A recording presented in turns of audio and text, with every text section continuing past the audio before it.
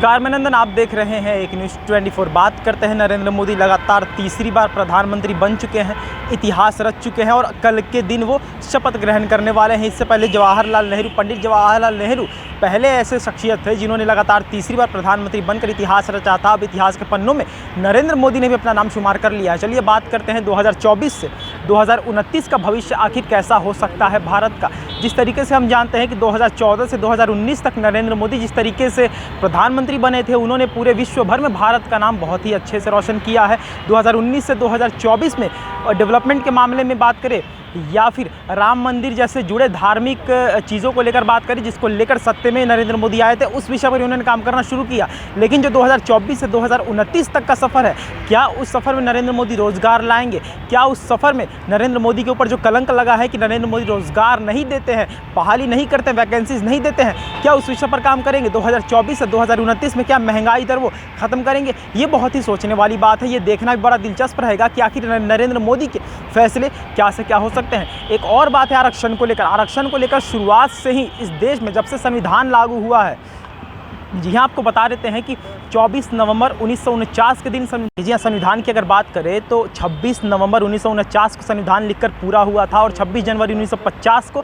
संविधान लागू किया गया भारत देश में। हमारा संविधान भारत का सबसे बड़ा लिखित संविधान भी है। वहीं पर अगर बात करें, उसी संविधान में कुछ एक ऐसे विषय हैं जिसको लेकर तमाम बातें उठनी शुरू हो जाती है। रिजर्वेशन की अगर बात करें, आरक्षण की अगर बात करें तो बहुत बड़ा एक मुद्दा है, जहां पर जिस तरीके से फॉरवर्ड कास्ट के लोगों का आरोप लगाना होता है कि अभी हमारे साथ बहुत सारी गलत चीज़ें हो रही है। वहीं पर जो बैक क्लास के लोग हैं, बैकवर्ड लोग हैं, उनका यही कहना होता है कि तुम्हारे साथ हो रही है तो क्या, एक समय पर हमारे साथ दुर्व्यवहार होता था, तुम्हारे साथ हो रहा है, उसमें गलत क्या। वहीं पर बात करें, कास्ट बेस्ड रिजर्वेशन जिस तरीके से लगा हुआ है देश में, उसे हटना चाहिए। कारण ये है कि कास्ट बेस्ड रिजर्वेशन भारत छोड़ के और किसी भी देश में नहीं है, सिर्फ भारत में ही ऐसा है कि आरक्षण के नाम पर यहाँ पर नौकरियाँ दी जाती है, आरक्षण के नाम पर यहाँ पर पढ़ाई के मामले में लोगों को पराखा जाता है, लोगों को देखा जाता है, जो कि एक बहुत बड़ा मुद्दा है कि देश का विकास नहीं हो पा रहा है। क्योंकि यहाँ पर आप समझिए कि जिस तरीके से जनरल कैटेगरी के जो लोग हैं वो 95% नंबर लाकर भी फेल माने जाते हैं और वहीं 70% लाने वाले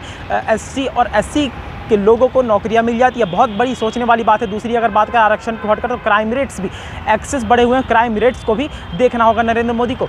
कुछ विषय पॉलिटिक्स को लेकर भी हम बात करेंगे कि जिस तरीके से नरेंद्र मोदी की इस वक्त हार हुई, आखिर उसका कारण क्या था।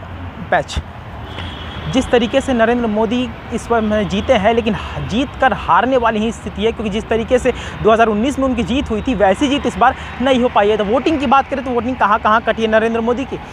हो सकता है कि कुछ लोगों के दिमाग में ये संशय बना हुआ हो कि नरेंद्र मोदी को मुसलमान का वोट नहीं मिला है, नरेंद्र मोदी को हिंदुओं का वोट मिला है, मुसलमान के वर्गों पर नरेंद्र मोदी ने काम उतना ज़्यादा नहीं किया, इसलिए मुसलमान के वर्गों ने उन्हें वोट नहीं दिया है। बहुत बड़ी गलती यहाँ पर वो लोग कर रहे हैं, क्योंकि यहाँ पर समझना ये होगा, यहाँ पर सोचना ये होगा कि भाजपा ये सोच सकती है कि हमें मुस्लिम वर्ग के वोट नहीं दे रहे हैं, लेकिन ये बहुत बड़ी गलती कर सकती है भाजपा, क्योंकि आपको मुस्लिम वर्ग हो सकता है कि वोट दे रहे हैं, आपके हिंदुओं में ही बहुत सारे वोट आपके कट भी रहे हैं। जी हाँ, हम सही कह रहे हैं कि हिंदुओं में बहुत सारे वोट नरेंद्र मोदी के कट भी रहे हैं। अब भाजपा को ये देखना होगा कि आखिर हमारे हिंदू वर्ग में कौन वोट काट रहा है। ये अपने वीडियो के माध्यम से आपको बताना चाहेंगे कि हिंदू में बहुत सारे लोग ऐसे हैं जो नरेंद्र मोदी यानी भाजपा को वोट नहीं करते हैं, जिसमें से एक भीमराव अम्बेडकर के विचारधारा पर चलने वाले जो लोग हैं वो नरेंद्र मोदी और भाजपा को वोट नहीं करते हैं। गांधीवादी जो लोग हैं, जो महात्मा गांधी के विचारधारा पर चलते हैं, वो नरेंद्र मोदी और भाजपा को वोट नहीं करते हैं। जो खुद को सेक्युलर मानते हैं वो नरेंद्र मोदी और भाजपा को वोट नहीं करते हैं। जो खुद को कम्युनिस्ट मानते हैं वो नरेंद्र मोदी और भाजपा को वोट नहीं करते हैं। जो खुद को नास्तिक यानी एथिस्ट मानते हैं वो भी